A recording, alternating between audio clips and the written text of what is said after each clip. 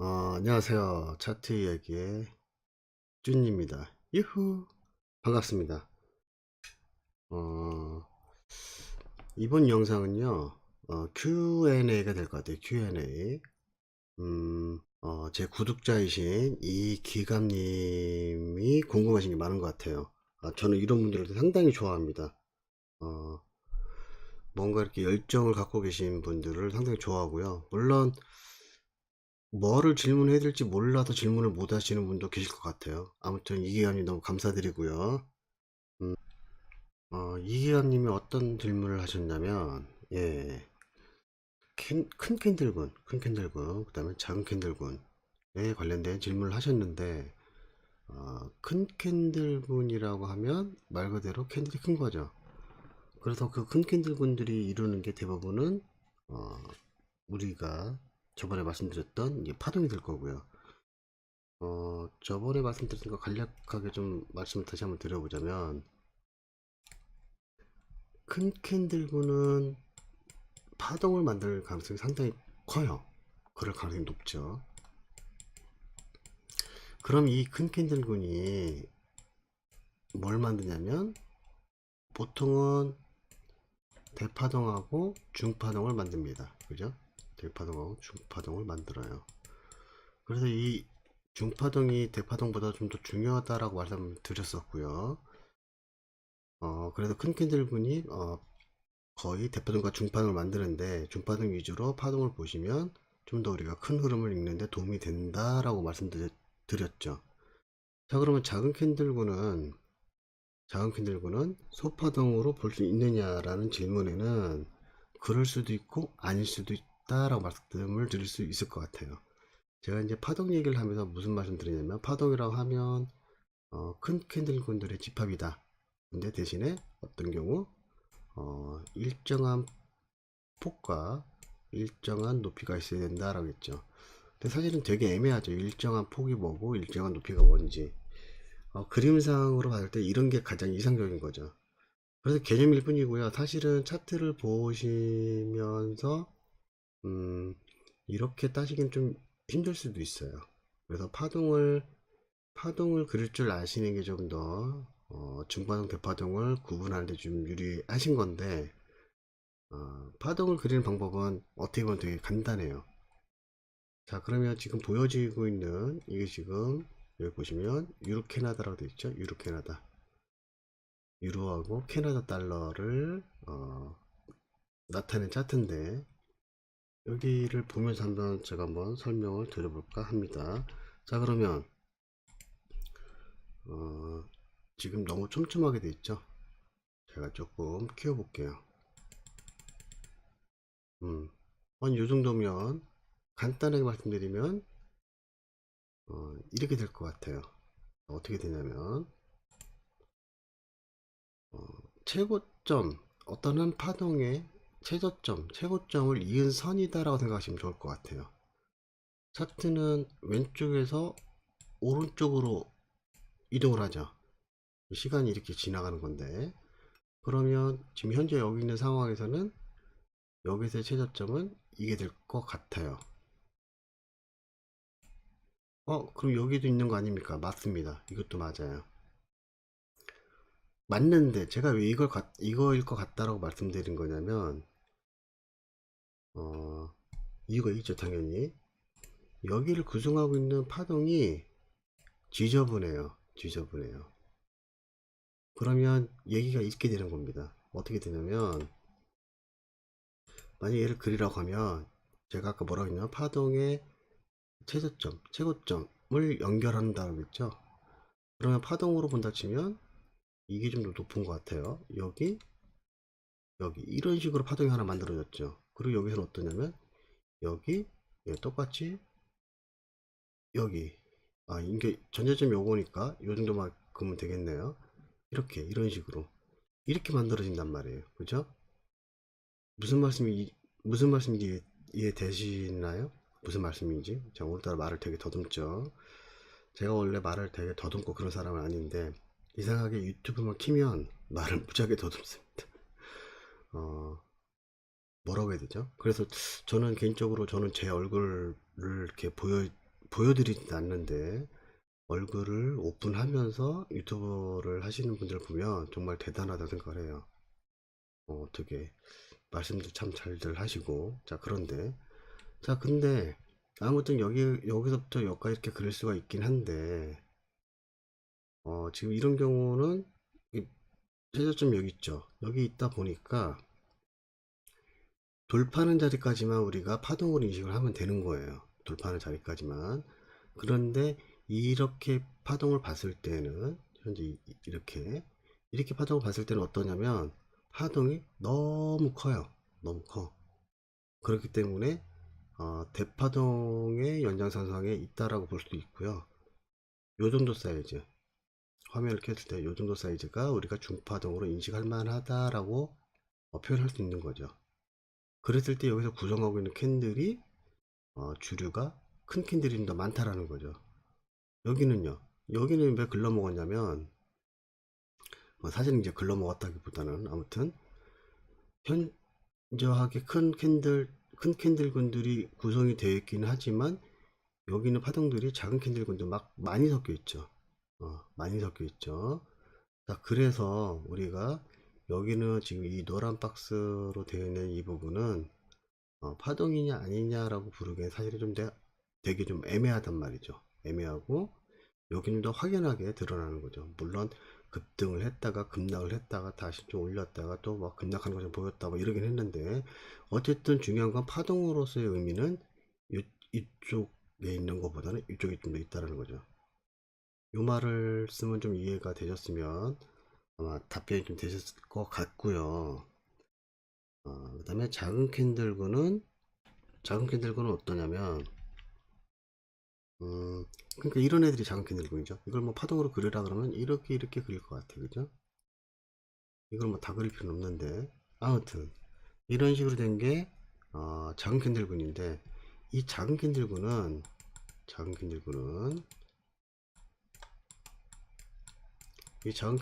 어떠냐면 아까 말씀드렸었나요? 이 작은 캔들군 자체가 소파동이 되는 경우도 있고요. 아예 파동으로 인지를 안 하는 경우도 있어요. 이건 파동이 아니다 라고 볼 수 있다는 거죠.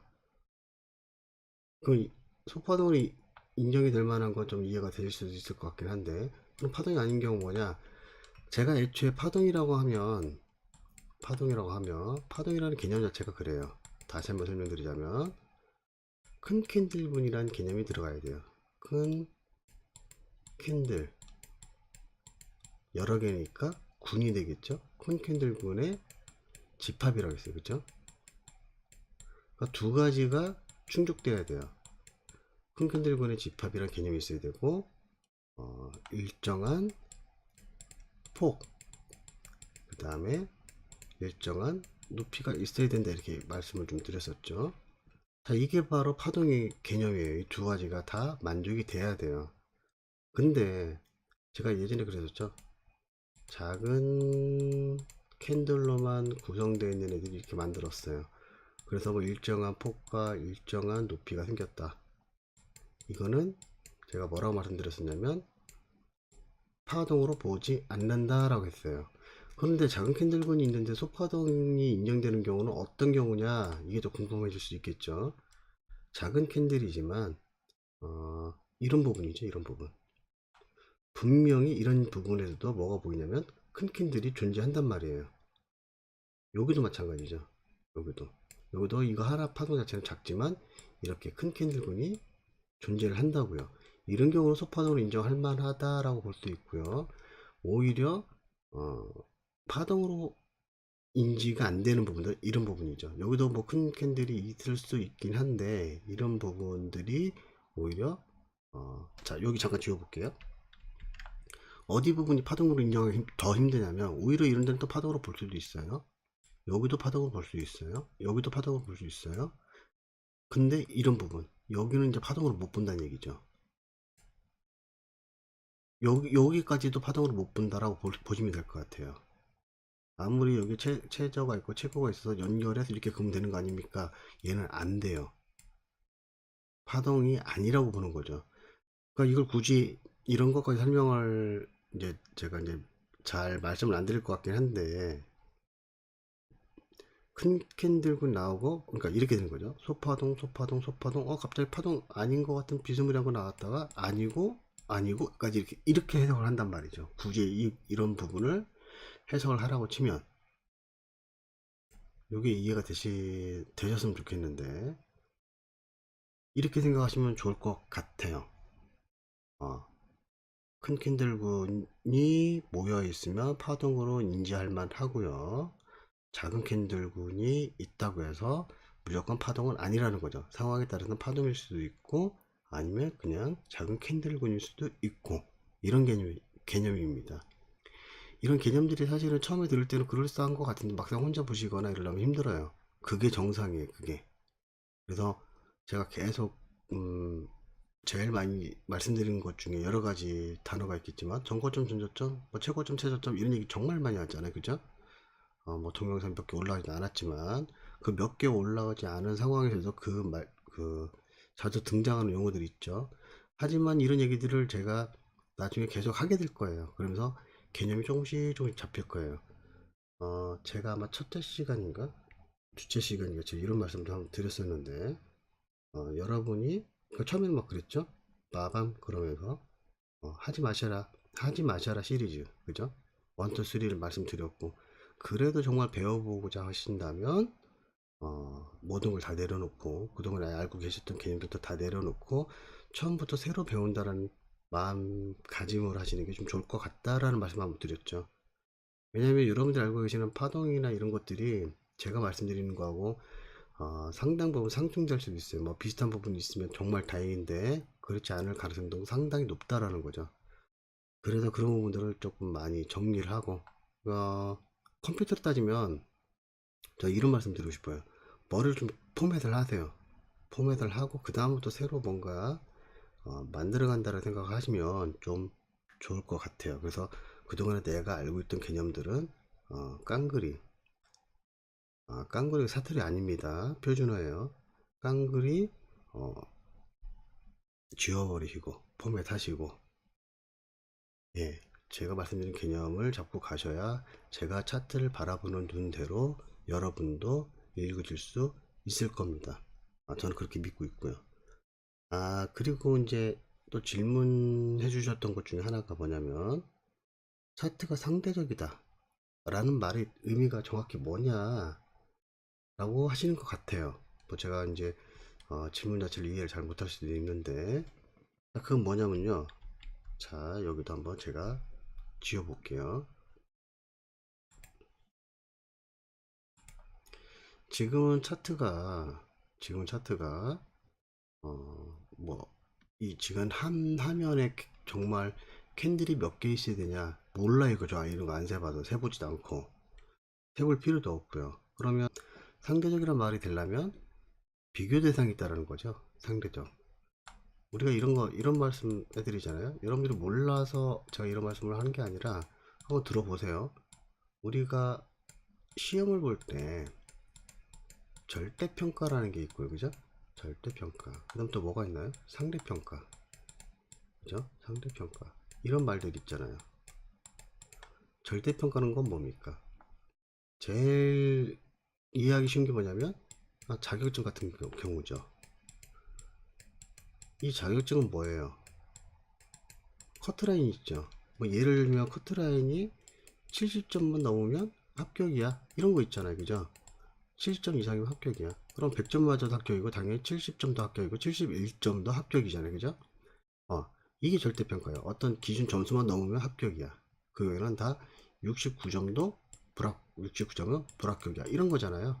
그게 바로 절대평가고, 상대평가는 이런 거죠. 반에서 한 반에 뭐 50명이 있어.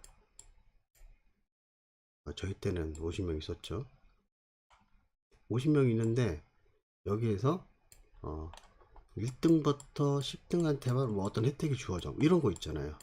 그러면 50명 중에서는 1등부터 10등 안에 들어가야 우리가 뭔가 어떤 혜택을 받을 수 있는 거잖아요. 그러면 결국에 뭐냐, 이 상대라는 건 비교 대상이 있어야 돼요. 비교 대상. 맞나요? 저는 그렇게 알고 있는데, 상대적이다라는 말이. 상대평가가 되려면 누군가를 하나를, 저 표현이 좀 그런데, 짓누르고 내가 그 위에 서야 되잖아요. 그래 등수가 매겨지는 거니까. 그게 바로 상대평가예요. 그죠? 그런 식으로 점수를 내는 거. 자, 근데 차트에서는 상대적이다라는 말을 쓰려면 비교 대상이 있어야 되는데, 이 비교 대상은 항상 어디가 비교 대상이냐면 이전 흐름이에요. 이전 흐름. 이전 흐름이 비교 대상이 됩니다. 제가 저번 시간에 어, 차트는 과거, 현재, 미래가 같이 공존한다라고 했잖아요. 같이. 과거에 어떠한 흐름이었고 현재는 어떠한 흐름이었을 때 미래는 어떠한 흐름일 가능성이 높다, 이렇게 말씀드리고 싶은 건데, 과거에 어떤 흐름이 있었고 현재에 어떠한 흐름이 있었기 때문에 미래는 이런 흐름으로 가지 않을까? 이렇다라는 거죠. 물론 아닐 수도 있고 맞을 수도 있고, 그건 뭐 이제 흐름에 따라 이게 달라지는 거니까. 차트가 그래요. 제가 제로섬 얘기할 때 A 플러스 B는 0이다라고 했잖아요. 왜 더했는데 0이 나오지? 그쵸? 더했는데 0이 나올 수도 있고요. 차트는 어떠냐면, 자, 제가 이런 말씀 한번 드려볼게요. 1 더하기 1은 뭐죠? 1 더하기 1은 모르시는 분 안 계시죠? 아니 혹시 만약 혹시 모르신다면, 예, 아이들 책 좀 빼서 보시고 죄송합니다. 자, 아무튼 1 더하기 1은 뭐예요? 2. 이거는 수학적인 얘기잖아요. 수학이란 말보다는 좀 그렇고 산수적인 얘기잖아요. 그죠?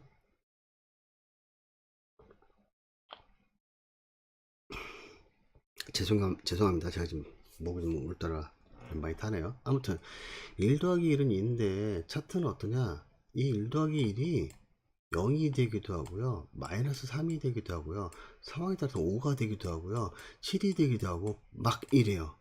차트가 이래요. 수학 공식이 아니에요. 여러분 잘 생각해 보세요. 매매를 잘하는 사람들이 만약 수학 공식과 같다고 그랬으면 어, 전 세계에 있는 수학자, 통계학자, 뭐 이런 분들 있죠. 수학 교수, 수학 선생님, 또는 수학에 관련된 뭐 과학자, 이런 사람들이 다 떼부자가 돼야 돼요. 제 말이 틀렸나요? 저는 학창 시절에 뭐 수학을 되게 잘하는 친구는 아니었어요. 그럼 못했냐? 거의 못했다라고 봐야 될 거예요. 좀 창피한데 못했단 말이죠.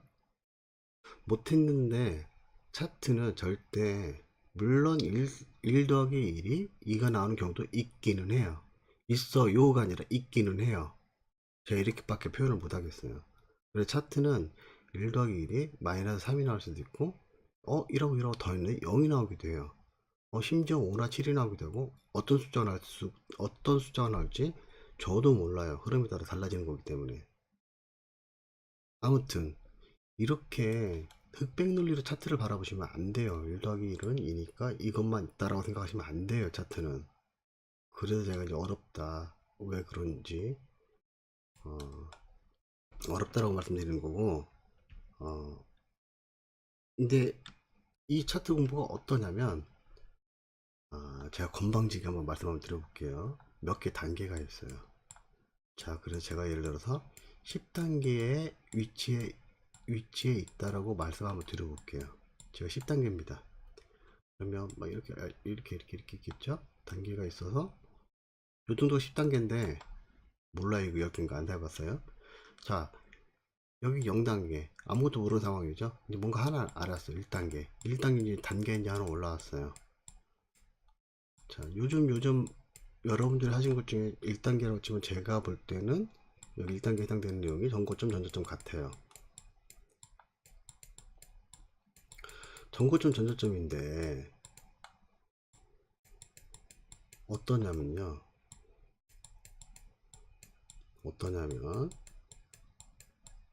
1단계 나는 이제는 깨달음이 왔다. 전고점 전저점. 자, 그래서 2단계로 넘어갔어요. 2단계 딱 넘어가니까 어떠냐면, 이 전고점 전저점 알았던 의미가 살짝 퇴색이 되는 것 같아요. 뭐지? 은이라는 사람한테 배울 때는 이렇게 하라고, 저렇게, 이게 소파상 이게 전저점이 된다라고 이렇게 배웠는데 2단계로 가니까 이게 또 긴가민가 해요. 그러다가 타이밍 놓치는 거 막 배웠죠. 타이밍 놓쳤, 이런 게 타이밍이래. 오늘 정고점이 왜 중요한지 배웠어. 차트가 이렇게 간대. 이런 거 배웠어. 그러면서 2단계에서 또 3단계, 또 3단계에서 4단계로 넘어갔어요. 그러고 나서 다시 정고점 전쟁을 생각을 했더니 내가 1단계에서 알았다라는 정고점 전쟁의 의미가 또 달라졌어.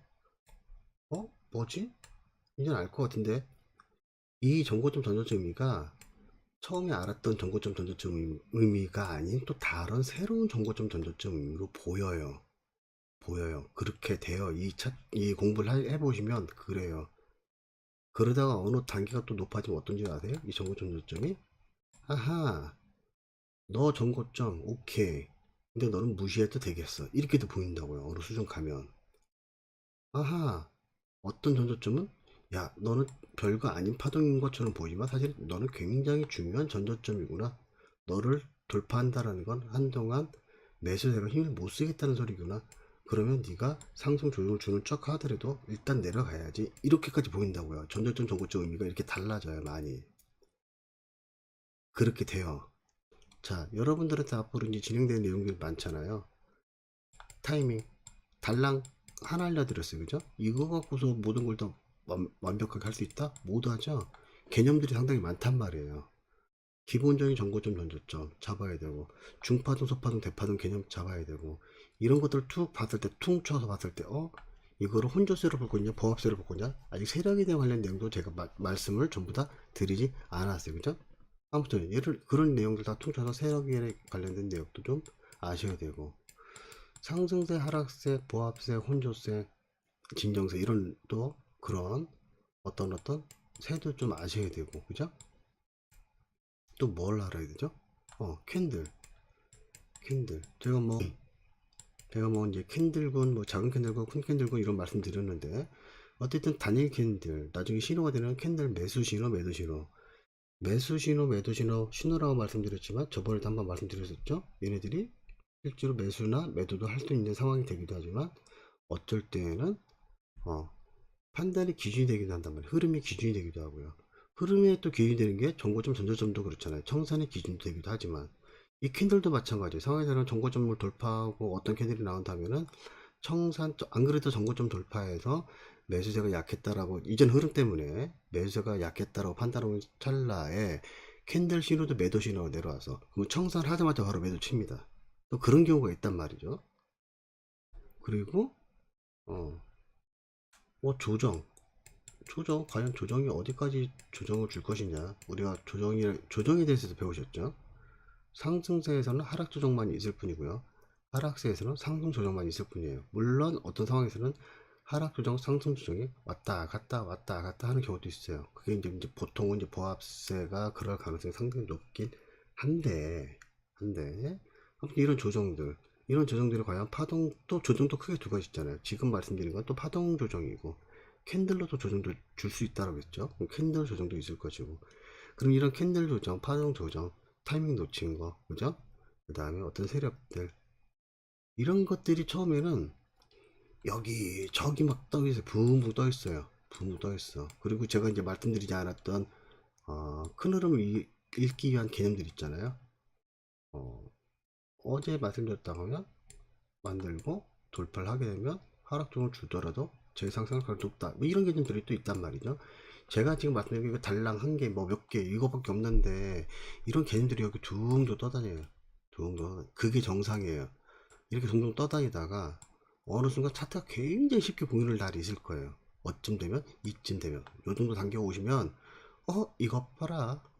차트 이런 거였어? 별거 아니었네. 이렇단 말이죠.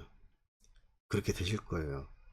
제가 저한테 가르침을 지금도 이제 배우고 계신 제자분도 마찬가지예요. 그분도 마찬가지예요.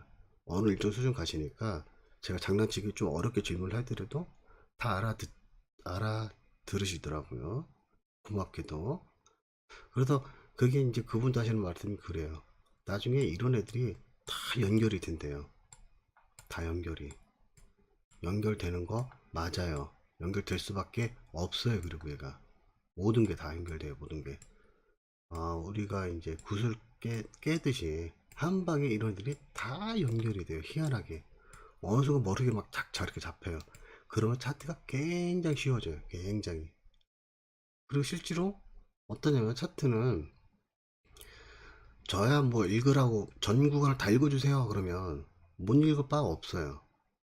그리고 예전에는 이 캔들 하나하나를 다 읽으려고 무작위도 했었죠. 근데 이게 되게 맨땅에 헤딩이라는 거죠. 안 하는 이유가 있겠죠. 안 하는 이유가 너무 힘들어요.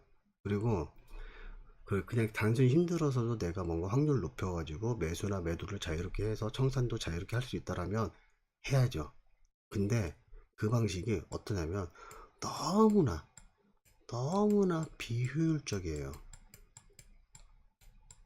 제가 예전에 알려드렸던 분들은 뭐부터 시작을 했냐면 사실 그분들은 캔들 먼저 배우셨어요. 근데 이분들이 어떠냐면 굉장히 힘들어요. 굉장히. 그리고 가르치는 저도 아주 진이 다 빠지더라고요. 저는 이제 수업을 진행하게 되면 어설프게 시작할 것 같으면 시작 자체를 안 해요. 그런 분들 별로 좋아하지도 않고. 근데 지금 영상을 보시는 분들은 불특정 다수다 보니 제가 눈높이를 어디다 맞춰야 될까 최대한 초보자 입장에서 바라볼 수 있게끔 이렇게 잡고서 하고 있다라고 생각을 하는데 어떻게 느낄지 모르겠어요. 죄송합니다. 오늘따라 목이 좀 많이 타네요. 아무튼 근데 예전부터 듣던 얘기 중에 가장 많이 들었던 얘기가 뭐였냐면 제가 이제 유튜브는 이제 개설한 지 얼마 안 됐잖아요. 그래서 어떤 연령층이 듣는지 성별은 어떤지 이거 모르겠어요. 근데 제 생각이지만 제 영상을 보시는 분들이 20대는 많이 희박할 것 같고요. 10대는 뭐 거의 안 본다고 생각하고요. 저는 20대도 굉장히 퍼센트가 낮을 것 같고 그리고 몇 명 되지 않죠 현재 지금. 그리고 제가 볼 때는 30대 이상이 보지 않겠냐 라는 생각이에요. 근데 저는 이게 되게 반가워요. 20대, 10대가 벌써 뭐 이런 주식이나 FX 관련된 해외 선물을 바라본다. 이거 자체가 잘못됐다라기보다 뭔가 인생을 조금 더 사신 분들이 차트를 이해하는 데 엄청 도움이 되거든요. 대신에 또 단점도 있죠. 왜요? 본인들이 또 고집도 있어요. 내가 이렇게 살아왔는데 갑자기 너무 새로운 걸 받아들이려면 힘들어 또. 이해는 되는데 머리는 이해되는데 음, 힘들단 말이죠. 이 차트가 어떠냐면 뭐가 필요하냐면 이게 필요해요. 깨달음. 이게 필요합니다. 이거 없으면 힘들어요. 말씀드렸잖아요. 얘는 1 더하기 1은 2가 아니라고. 왜 3이 1 더하기 1을 더했는데 왜 3이 되는지, 상황에 따라 왜 0이 되는지, 아니면 상황에 따라 왜 마이너스 5가 되는지, 이 깨달음이 없으면 이 차트는 굉장히 힘들어요. 그래서 제가 첫 번째 시간에 말씀드렸을 때 마음이 무겁다라는 표현을 쓴 거예요. 왜? 저도 이게 깨달음이 얻기까지 쉽지 않았거든요. 이 깨달음이 어떠냐면 아, 저는 이렇게 말씀드리고 싶어요. 비우고 채우고 비우고 채우고 수십 번, 뭐 많게는 수백 번, 정말 더 많게 수천 번 반복을 한 다음에 한 단계를 올라갈 때 성장을 한단 말이에요.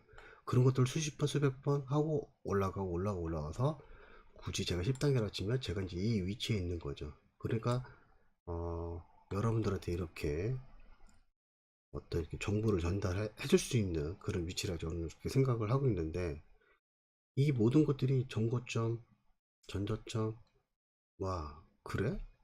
알 것 같아. 근데 제 진짜 이 정도 위치 가면 정고점 전저점은 그냥 무서워요. 떡이 떡, 당연히 떡. 그리고 정말 왜 중요한지도 그때서 알아요. 제가 막 정말 중요하죠. 뭐 제로점이 어떻네 저떻네 막 얘기하고 세력이 어떻네 저떻네 막 얘기하고 제가 세력을 만나봤을까요? 어떻게 알아요? 제가 세력이 어떤 마음을 먹고서 왜 내리고 왜 올리는지 어떻게 알아요?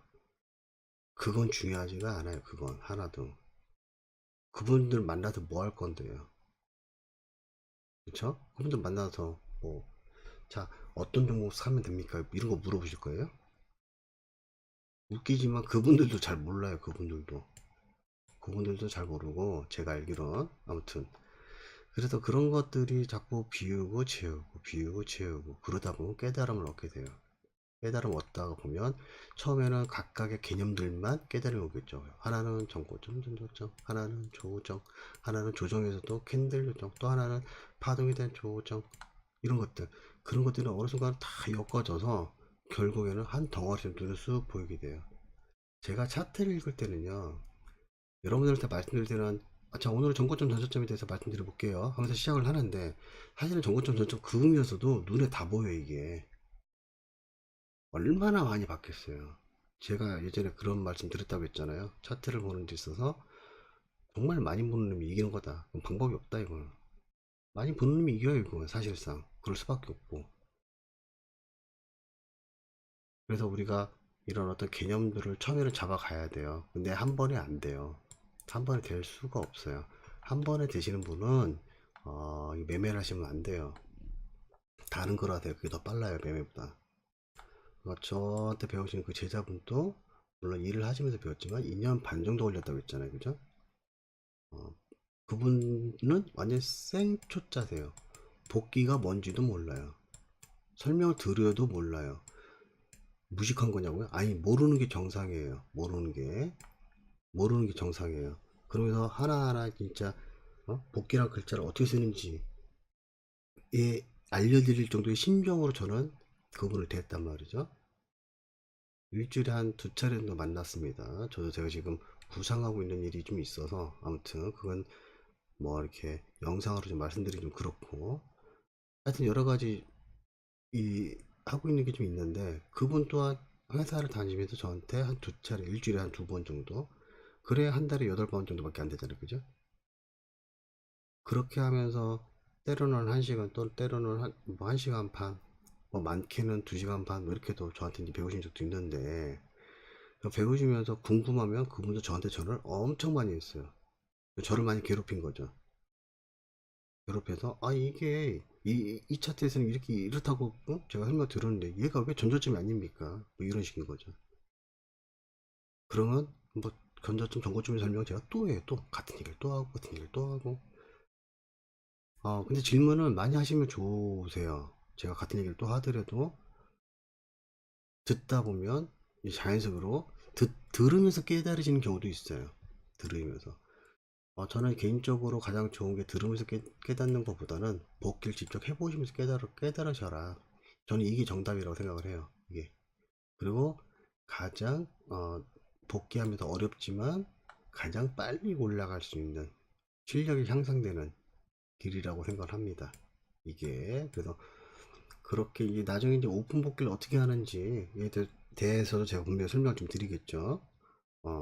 설명 드릴 테니까 그런 거 너무 걱정하지 마시고, 지금 일단은 우리가 공부가 그렇잖아요. 한 바퀴 정도 쭉 가서 음, 다시 흔히 말하는 이래독도 하고 다독하는 게 좋다고 하죠, 그죠? 다독 이래독하고. 그러면 공부 잘하는 사람들이 대부분 어떻게 하나요? 앞에 있는 목차를 보죠. 내가 지금 오늘은 어디를 보고 있고 앞으로 어떤 목차들 때문에 내가 진행되는 상황을 알 수가 있잖아요. 그냥 공부 잘하는 친구들을 보면 그런 목차들을 먼저 쭉 봐요. 쭉 보고 내가 지금 어디를 배우고 있으며 앞으로 되고 있고, 두 번째 볼 때는 이 목차도 쉬워지죠. 한 번 봤던 목차가 아니기 때문에 눈에 쉽게 들어온단 말이에요. 그러면서 이 목차를 알아서 갖고 있는 세부적인 내용들을 좀 자세히 보게 되죠. 그러다 회독이 많아지면 어떠냐면 이런 거 어느 정도 건너뛰어도 큰 글씨 위주로 많이 봤다가 나중에 정말 작은 글씨 뭐 창부 1 뭐 이렇게 해서 어쩌고저쩌고 생각해서 이런 것도 보게 된단 말이죠. 이런 것도 그렇게 해서 회독수를 늘리는 거하고 비슷해요, 이 공부는. 그렇기 때문에 힘들기도 하고 무슨 도 닦는 거 마냥 깨달음을 알아야 되고 얻어야 되고, 비워오고 내가 알고 있는 분명히 제가 알려드렸지만 그런 개념들도 비웠다가 다시 또 치우기도 하고 비우기도 하고 치우기도 하고 뭐 수만 번이라는 표현 좀 그러네요. 하여튼 많은 횟수가 반복되면서 전고점 전저점이 차츰차츰 자리를 잡힐 겁니다. 이쯤 오면 분명히 말씀드리지만 또 전고점 네가 모양새는 파동도 만들었고 전고점이긴 하지만 중요하지 않네. 얘 돌파하겠네. 이거 분명히 보인다고요. 걱정하실 거 없어요. 그러니까 그거 말고도 사실 뭐 보이는 얘기들은 많지만 여러분들한테 지금 주력적으로 하고 있는 얘기가 전고점 전저점이다 보니까 제가 이렇게밖에 지금 현재는 설명을 못 드려요. 그리고 걱정하지 마시고, 아무튼 얘기가 조금 많이 길게 샜죠. 제가 말씀드린 건 이제 상대적이다라는 건 다시 한번 말씀드리자면, 정리하자면 이전의 흐름 때문에 상대적이다 아니다라는 거를 말씀드릴 수 있는 거예요. 자 그러면 왜 상대적이다라고 얘기를 하는 거냐면, 자, 어, 자 여기 보세요. 이게 등락폭이 여기서부터 여기까지 가격 나오니까 어떻게 하죠? 원래 그 FX는 맨 끝에 자리는 계산 안 합니다. 핏펫이라고 해서 계산 안 하고, 이제 이게 높은 가격이다. 높은 가격에서 자 죄송합니다. 자 다르게 해볼게요. 이렇게 보자니 좀 힘들 것 같고, 저는 원래 차트가 막 지저분하게 있는 거를 별로 좋아하지 않아서 이런 것들을 어, 안 했었는데, 가로선, 세로선 넣어볼까요? 일자 구조까지 필요 없을 것 같고, 여기 보면 한 칸이 있잖아요. 한 칸.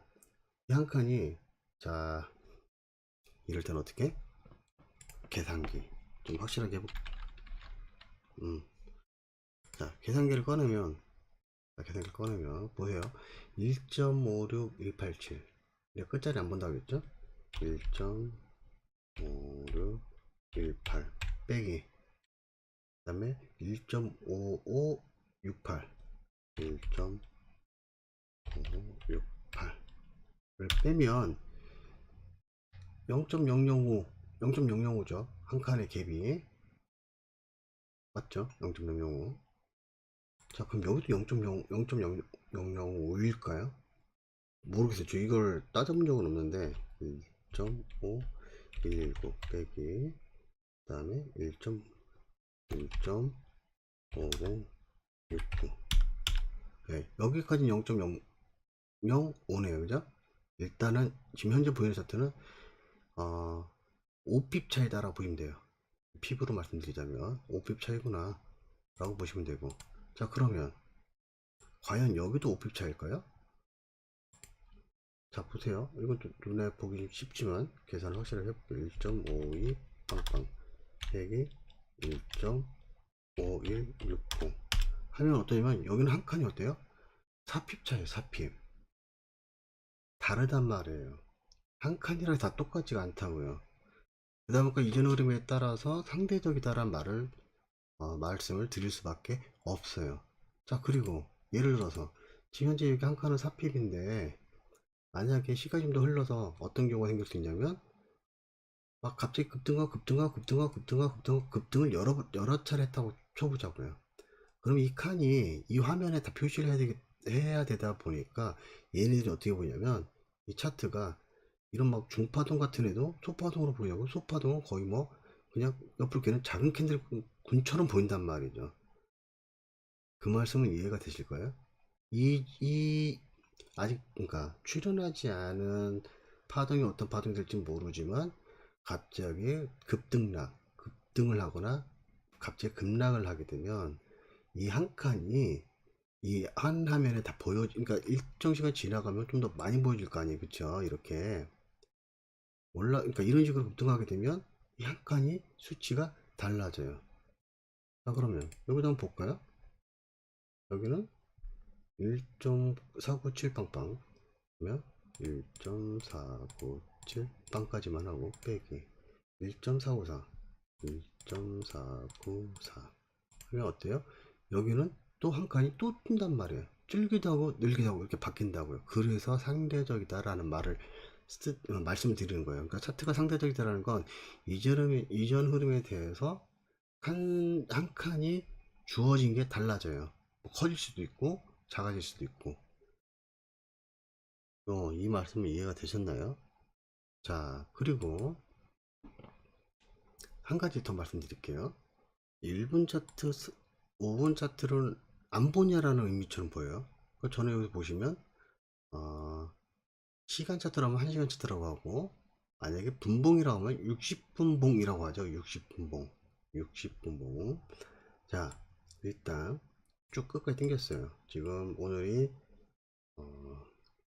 2019년 4월 10일 오전 1시 반이네요. 네, 벌써 또 시간이 이렇게 새벽인데, 자 우리가 알아보기 쉽게 지금 진행되고 있는 이 부분을 제가 이제 노란 박스로 이제 해왔고요. 그러면 여기가 지금 60분봉 차트라고 하면 60분봉이잖아요. 그죠? 60분봉. 얘를, 아, 시간봉이 아닌 분봉으로 바꿔볼게요. 분봉. 분봉이 돼 1분 차트예요. 그죠? 1분 차트를 하니까 또 이평선이 보이죠? 이평선을 일단 지워보도록 하겠습니다. 얘는 기술 적재표이기 때문에 얘를 삭제하면 되고요. 삭제가 안 되네. 삭제 됐죠. 자, 이게 1분봉 차트고요. 그 다음에 보통은 뭐 5분 차트, 저도 이렇게 했었죠 예전에. 근데 저는 어떻게 했냐면 5분 차트가 아니라 3분 차트 썼어요. 1분 차트, 3분 차트. 자, 종합 차트. 자, 이건데 얘를 이거 시간봉으로 됐죠. 분봉인데 5분을 할게요. 5분인데 뭐든 상관없어요. 5분 차트에도 이평선이 있으니까 일단 삭제를 해볼게요. 그래서 어떻게 했냐면 차트가 두 개 나눠지나? 안 나눠지나요? 나눠질 텐데 이건가? 이거 되게 오랜만에 해서 나눠졌죠? 자, 그래서 하나는 어떠냐면 이게 또 그게 안 되네. 자, 하나는 이렇게 놔볼게요. 놔보면 하나는 보시는 바와 같이 5분 차트예요, 그죠? 하나는 분봉인데 1분 차트입니다, 그쵸? 무슨 말이냐? 얘는 봉이 1분 차니까 1분마다 봉이 하나씩 생길 거예요, 그죠? 1분마다 봉이 하나씩 생기고 이 1분마다 생기는 거가 5개가 되면 이거 5분 차트이기 때문에 봉이 하나가 완성이 됩니다. 자, 근데 제가 이걸 안 보는 이유가 있죠. 매매를 저는 이제 1분 차트하고 5분 차트가 아니라 3분 차트를 봤어요. 이게 굉장히 피똥 싸는 매매법이에요. 그래서 너무 힘들어요. 그러면 이 1분 차트 갖고서 전고점 전저점을 그어서 그게 유효하냐 라는 게 질문이셨잖아요, 그죠? 1분 차트 5분 차트를 안 한 이유가 있는데, 자, 그것도 설명 좀 드리고, 자, 1분 차트는 그쵸? 또 시간 1분 지났으니까 또 이제 봉이 하나 만들어지죠. 오르락내리락 시가에서 뭐 이렇게 나가고 있는데, 이거는 5개가 돼야 5분마다 하나 만들어진다고 해서, 그죠? 5분마다 봉이 하나 만들 거고. 자, 그럼 지금 시간이 어떠냐면 33분이에요. 봉이 2개 더 만들어지면 얘는 완성봉을 딱 만들고 다음 칸으로 탁 하고 넘어가서 봉이 하나 또 생기겠죠. 음봉이 나오든 양봉이 나오든. 아무튼 자, 그런 상황인데 얘로 만약에 얘를 만약에 우리가 보면 이거를 차트를 줄여본다고 해볼게요. 막 줄였어요. 지금 현재 상황에서 최고점 여기죠. 지금 현재 보이는 거에서만 해보시자고요. 그러면 최고점이 제가 이걸 안 하고 이걸 해볼게요. 이걸 하는 이유는 가격이 표시되니까. 자, 최고점이 현재 보는 차트의 최고점이야. 그래서 봤더니 1.50327 1.50327 이렇죠. 그럼 얘는요, 얘를 차트를 줄였어. 그랬더니 어때요? 1.50327이랑 527 달라요. 그러니까 5분 차트에서의 최고점이 이거겠지 사실은. 1분 차트로 개념으로 본다면 이거겠죠. 그죠? 그래야지 1.50327 이 가격이 나오는 거잖아요. 그죠? 자, 근데 만약에 얘를 60분 차트 분봉으로 지금도 그렇고 시간 차트를 보면 정고점이 어디에요? 지금 뭐 말도 안 되게 뭐 이렇게 보이잖아요. 지금 보이는 차트에서는. 근데 아마 1분 차트나 3분 차트에서는 이거였겠죠. 516? 아닌가요? 밑에 건가? 어쨌든 지금 만약에 현재 차트였으면 37 이거잖아요. 이거를 정고점으로 볼 수는 없다라는 거죠. 1분 차트 3분 차트는 그렇게 보일지언정 이렇게 해서 가시면 안 돼요. 달라진다고요. 우리가 한시간 차트에서의 만약에 정고점이다, 이거 일단 유효할 수도 있을 만한 건데 이렇게 보는 거죠. 이게 1.50 613 이 가격이라는 거죠. 진행되고 있는 상황에서는 물론 최고점 여기가 보여지는 게 여기가 있지만 그런 개념이 아니라고 치면, 자 그래서 그거를 1분 차트 3분 차트로 보시면 안 되는 이유 중에 하나 뭐냐면, 저도 예전에 해봤다고 했잖아요. 자 이거 일단 분봉 5분 차트로 바꿔볼게요. 자 이게 왜 안 되냐면, 저는 예전에 매매를 어떻게 했냐면, 제가 이제 간만에 딱 두 개만 보시표 두 개만 띄워볼게요. 어디 있죠? 보시표 지표추가 이건가요? 여기서 참 많은 것들을 했는데, 일단 첫 번째는 MACD 적용, MACD하고, 그리고 아까 있었던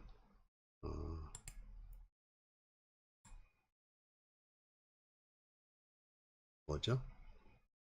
이평선, 가격 이동평균 이평선이라고 하죠. 두 가지를 넣어볼게요.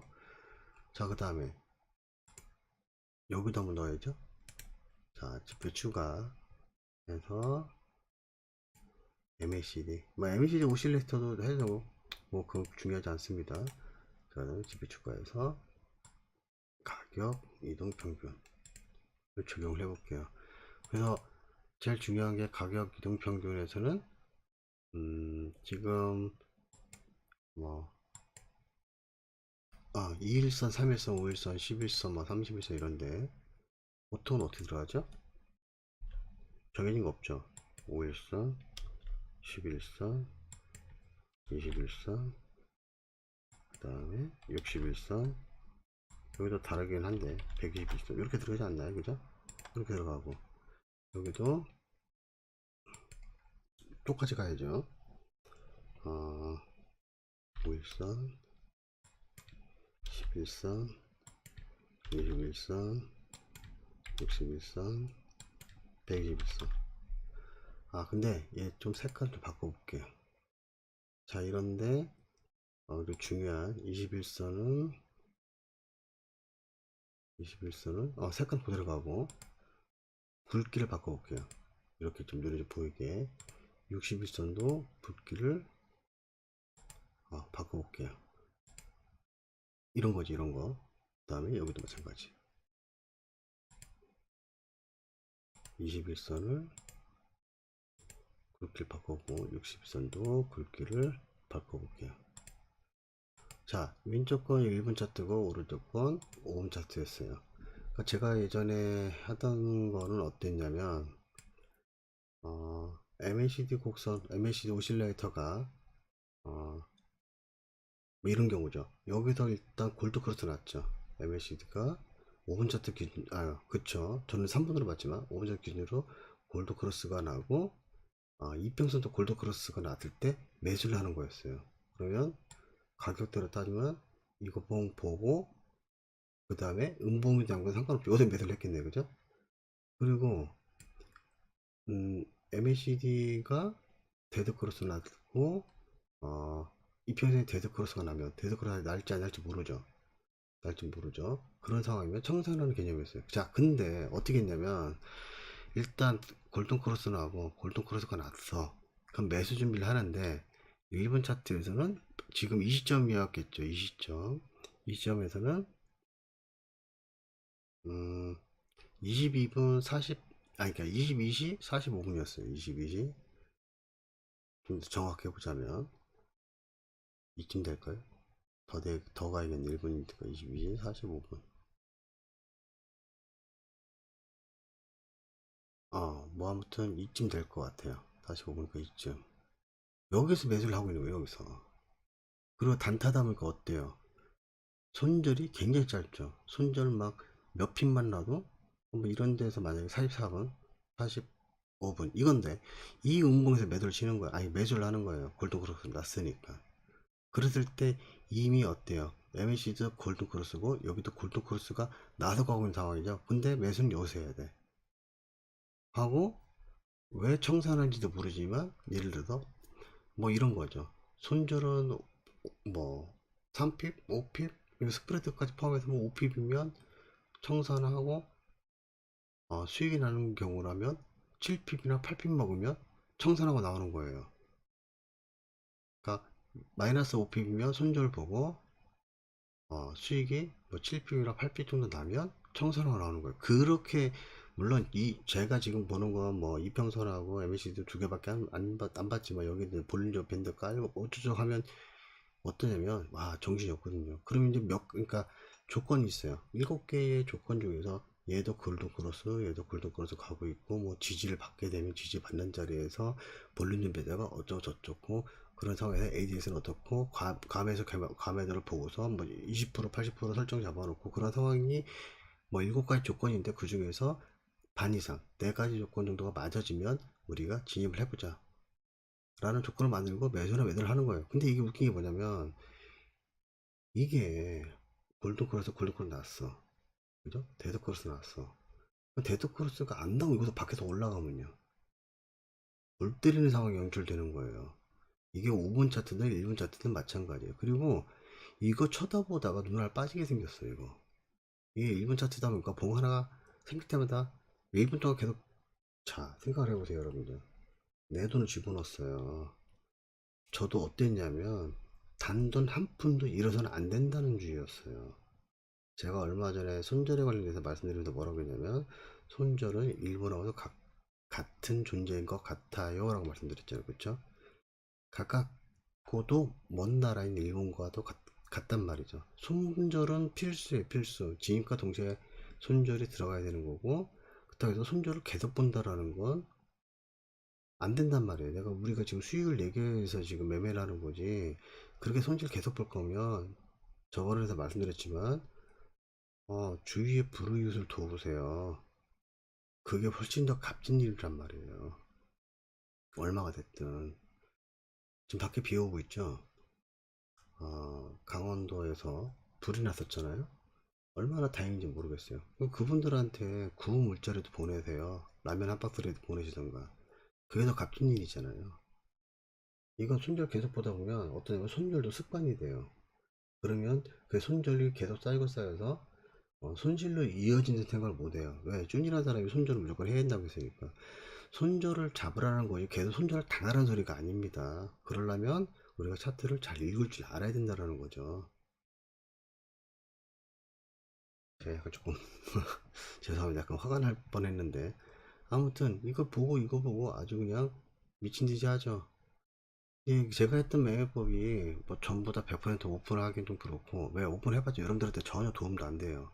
도움이 되지도 않을 뿐더러 이제 기억도 가물가물해요. 그 벌써 한 10년도 넘은 얘기인데 기억도 가물가물하기도 하고 그래서 그게 물론 그걸로 조금 벌기도 했죠.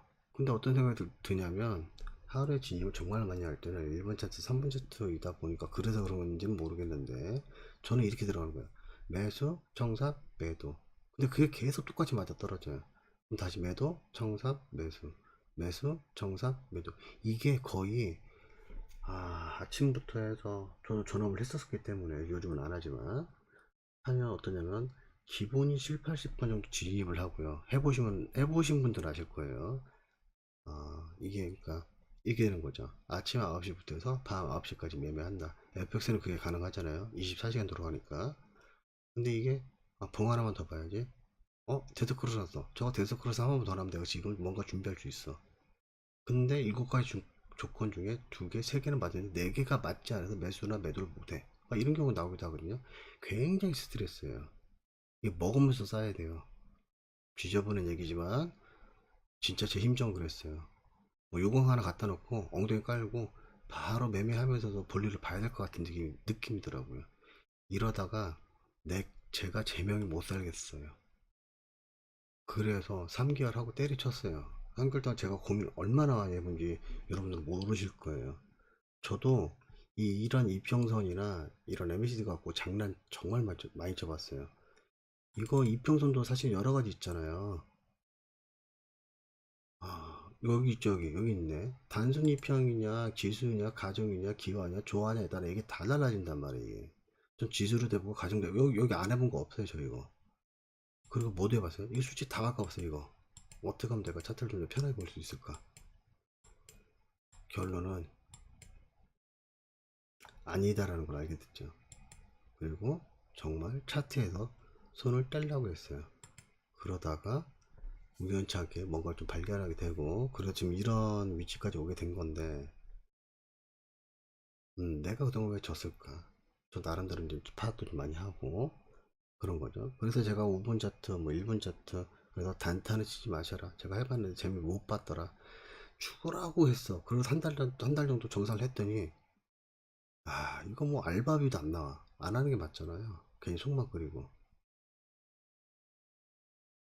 진입을 7, 80배 한다라는 게 제가 장담한 건데, 절대 쉬운 게 아니에요. 만약에 그런 이러저러한 공시에 의해서 7, 80배 해서 하루에 100만원씩 번다 해야죠. 삐뚤 사는 게 문제입니까? 해야죠. 물론 제가 기계가 아니라서 기계로 돌렸으면 흔히 말하는 우리 그 트레이딩 뭐죠? 시스템 트레이딩이라고 하죠. 시스템 트레이딩 같은 걸로 했으면 기계가 알아서 했겠지만, 이게 이런 식으로 지금 이평선 맞춰져 있거나 이평선이든 뭐든 과거 차트는 굉장히 잘 맞아요. 이미 나온 결과를 갖고 사는 거기 때문에. 그러고 차트가 이미 이런 표식을 다 해놨기 때문에 안 맞을래? 안 맞을 수가 없어요. 근데 문제는 이 지금 현재 실시간 차트에서 데드 코러스가 됐느냐 안 됐느냐 안 됐느냐, 뭐 골든 코러스가 이게 굉장히 스트레스고요. 이게 음봉으로 지금 빠지고 있어서 이게 막 데드 코러스가 갈 것 같다가도 갑자기 급등하면 어떻습니까? 장난 아니게 올라가죠. 장난 아니게. 그래서 저는 단타를 지양합니다. 지양. 매 죄송합니다. 하지 말았을 걸 했죠. 예. 아무튼 그래서 이런 단타를 하지 않는 게 정답이에요. 굉장히 피곤해요. 수익이 나더라도 피곤해요. 안 하시는 걸로 알고서 제가 말씀드리는 거고. 근데 저는 이제 1시간 차트를 보는 거죠. 그러니까 어떻게 했어요? 1분 차트, 3분 차트 뭐 이런 거 보다가 저도 맨 처음부터 1시간 차트를 본 건 아니에요.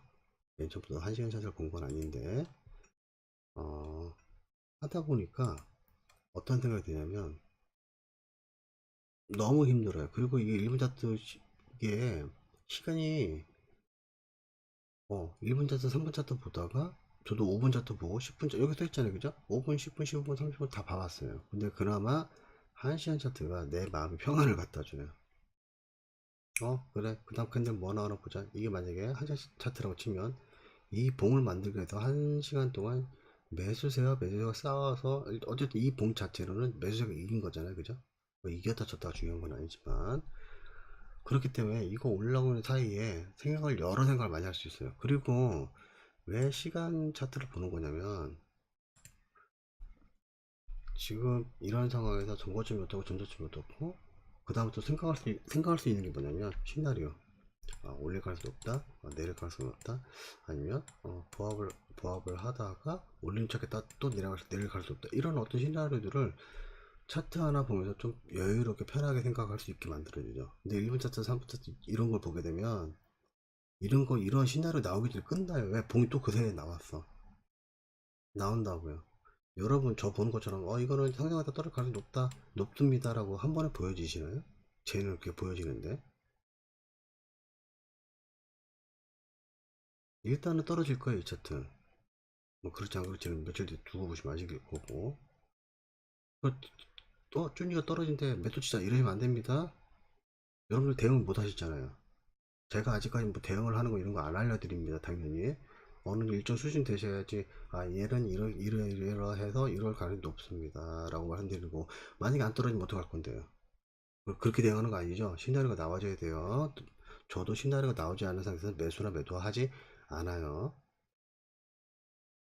아무튼 생각보다 좀 썰이 좀 길어진 것 같네요. 정리하자면 이런 겁니다. 빠밤. 자, 큰 캔들군은 파동을 만드는 구성 요소 중에 하나고, 그 파동이라 하면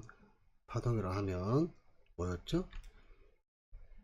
일정한 폭과, 그죠? 일정한 높이를 가지고 파동을 만들어야 되는데, 여기는 구성되어 있는 애들이 큰 캔들이다. 이거죠. 그러면 작은 캔들은요? 작은 캔들은 작은 캔들은 이런 애들은 파동일 수도 있고 아닐 수도 있다. 아닌 경우라면 그냥 단순하게 이런 거죠. 작은 캔들만 만들어진 경우, 그죠? 소파동은 중간에 좀 큰 녀석들도 있어요. 이것도 사실 소파동인데 여기서의 음봉들, 이런 음봉들이 누가 봐도 큰 캔들이 섞여 있죠. 이게 파동이에요. 소파동. 작은 캔들로 작은 캔들이 더 많지만 파동이 이제 작은 거. 거기에는 큰 캔들군들도 있다라는 거. 단순하게 지금 이런 애들 이렇게 있잖아요. 이거 파동을 안 보죠. 이런 애들 좀 대표적이겠네. 이거 파동으로 안 본다라는 거예요. 그러면 이거는요, 이렇게 하고 이제 더 내릴지 올릴지 모르겠지만 여기까지는 지금 대파동에서 그냥 작은 캔들군이 속해 있는 걸 뿐이에요. 이렇게 보시면 될 것 같고, 그 다음에 차트가 상대적이다라는 말은 이전에 그 이전 흐름이 어떤에 따라서 특히 이후의 흐름이 변동폭이 갑자기 커지거나 갑자기 작아지는 경우에 따라서 상대적이다라는 표현을 쓰는 거고요. 1번 차트, 5번 차트에 대해서 전고점 전자점 긋는 게 유효하냐? 유효하지 않습니다. 전고점 전자점 긋는 게 60분봉 분봉을 하면 60분봉, 시간봉을 하면 1시간봉으로 보시는 게 가장 최적화되어 있다라고 생각하시면 될 것 같아요. 그렇게 생각하시면 될 것 같고, 제가 뭐 좀 더 드려야 될 말씀이 있을까요? 자, 제가 이제 생각난 김에 이런 얘기도 한번 말씀드려 볼게요. 지금 보고 계시는 게, 시간봉으로 따면 1시간 차트잖아요. 그죠? 여러분들 최소 1시간 차트를 보셔야 되는 게 맞고요. 그 다음으로 보신다고 치면 어떤 게 있냐면, 일봉.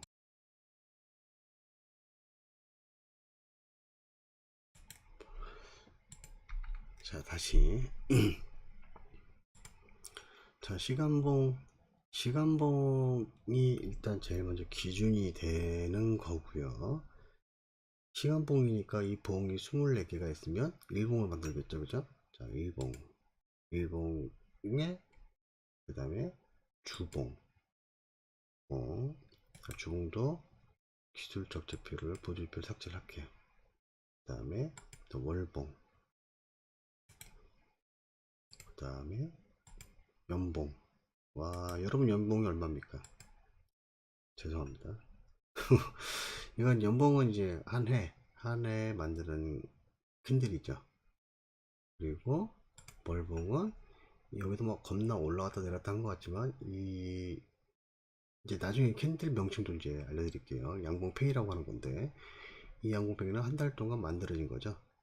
이렇게 주봉은요. 이 캔들 하나가 한 주예요, 그죠? 한 주. 그래서 여러분들이 제가 지금 왜 이런 말씀을 드리는 거냐면 매매를 나중에 시작하실 때는 달이 바뀌거나 주가 바뀌거나 월이 바뀌거나 특히 이런 경우죠. 일이 바뀌거나 일은 뭐 매일 바뀌는 거니까 이런 게 있어요. 이건 뭐 주식이든 FX든 뭐 해외선물이든 뭐가 됐든 다 똑같은데 그러니까 월이 바뀌었다고 칠게요. 3월 31일이 지나고 4월 1일이 월요일이라고 쳐볼게요. 4월 1일이 월요일이야. 그럼 4월 1일이 월요일이면 월요일날 월도 바뀌었죠? 주도 바뀌었죠? 그 다음에 뭐 금요일이 아닌 이제 월요일이죠. 시작하는 거에 대한 캔들이 나중에 캔들이 정말 캔들 신호가 될 수도 있거든요. 그러면 그 월이 있기 때문에 그 월이 만약에 매수 신호다라고 하면 그러니까 월요일 날이 바로 매수를 할 수 있는 시간대가 되기도 해요. 물론 이제 일차트를 보거나 그렇게 되면 손실이 커지겠죠. 시간 차트보다는 1차트보다는 주차트보다는 월차트가 당연히 손절을 많이 잡을 수밖에 없는데 이렇게 보는 이유가 있죠. 시간 차트가 가장 기준이라고 했지만 하락을 하면서 옆으로 뭐 살짝 상승 조정 주고 있는 상황인지 상승 조정 주다가 옆으로 기고 있는 건지 좀 더 지켜봐야겠지만 지켜봐야겠지만. 근데 1차트를 좀 더 큰 차트를 보면 지금 그 기고 있는 모습이 좀 더 확연하게 보인단 말이에요. 전고점 전저점 긋는 것도 눈에 좀 더 들어오기도 하고요. 그 다음에 그걸 주단위로 끊었을 때 지금 어떤 상황인 건지 또 알기가 상당히 좀 편해지죠. 상당히 편해집니다. 그래서 그런 것들을 좀 보면서 지금 차트의 흐름이 어느 수준에 와 있는지 어떻게 진행된 건지를 구분할 수 있겠죠. 그래서 아무튼 그렇게 진행이 되기 때문에 그 다음에는 뭐 양봉이라는 게 정상이다라고 하면 일단 이렇게 될 수 있는 거예요. 지금 현재 주차트니까 주차트는 양봉이 나오는 게 정상이네 라고 볼 수 있고, 일본으로 갔을 때는 그래서 여전히 지금 현재 양봉이 나오고 있는 상황인 거네. 그러려면 양봉이 나려면 만약에 주차트에서 어떤 양봉이 뭐 이만큼 이 음봉의 크기만큼 나오는 양봉이 나오는 게 정상이니까 여기서 여기까지는 뭐 수익이 얼마큼 날 것 같고 주니까 일로 봤을 때는 걔가 그러면 이만큼 정도 올라가는 게 정상이고, 이런 어떤 캔들 맞추기에 관련돼서도 우리가 매매를 할 수 있는 힌트를 많이 얻을 수 있죠. 그러려면 이런 정도 가격대까지 올라가는 게 정상이고 이렇게 나오죠. 그랬을 때 시간 차트로 봤을 때는 어느 정도의 가격대가 맞고 이렇게 눈에 보이기 시작한단 말이죠. 이 모든 게 최소 60분 봉 1시간 차트를 보면서 익히면 1차트, 주차트, 월차트, 연차트가 다 똑같습니다. 그럼 또 이런 말씀 할 수 있겠죠. 그럼 1분 차트나 5분 차트로도 똑같은 개념 아닙니까? 예, 맞아요. 맞는데, 맞긴 한데, 제가 왜 1분 차트, 1시간 차트, 이하 차트를 안 보냐면, 특히 1분 차트, 5분 차트 이렇게 단타 치시는 분들 입장에서는 어떠냐면, 제 입장에서 보면 그런 차트들은 되게 촐싹돼요. 막 갑자기 급등했다, 급락했다. 예를 들어서, 제가 여기까지만 하고 오늘 마무리를 접을게요. 지금 23시 정각이잖아요. 그죠? 23시 정각인데, 얘를 만약에 분 차트, 5분 차트로 보면, 어디쯤 될까요? 이쯤 될까요? 23시 15분. 그죠? 어, 아까 23시 정각이었죠. 이렇단 말이에요. 이 5분 하나에, 봉 하나에 이렇단 말이죠. 이러면, 물론 이게 여러 개가 만들어서 음봉 하나로, 한 시간 차트 음봉 하나로 만들어지겠지만, 이거 내린 당시에는요, 굉장히 쭉쭉쭉 막 급락하는 것처럼 보인단 말이죠. 사실은 음봉 하나인데, 한 시간 동안 음봉 하나냐. 뭐, 당연히 그렇겠죠. 분명히 일봉에서는 뭐, 끄적끄적 살짝 내리는 동 많은 동이었겠죠. 이거 내릴 때에는. 그래서 되게 혼란스럽게 올렸다 내렸다 올렸다 내렸다 너무 자주 반복을 해요. 5분 차트, 3분 차트, 1분 차트를 내려가시면 1분 차트는 뭐 말할 것도 없고, 그러면 괜히 혼란만 더 가중되는 겁니다. 1시간 차트면 1시간 차트 보면서 어떻게 진행되는지를 좀 더 확실하게 알 수 있죠.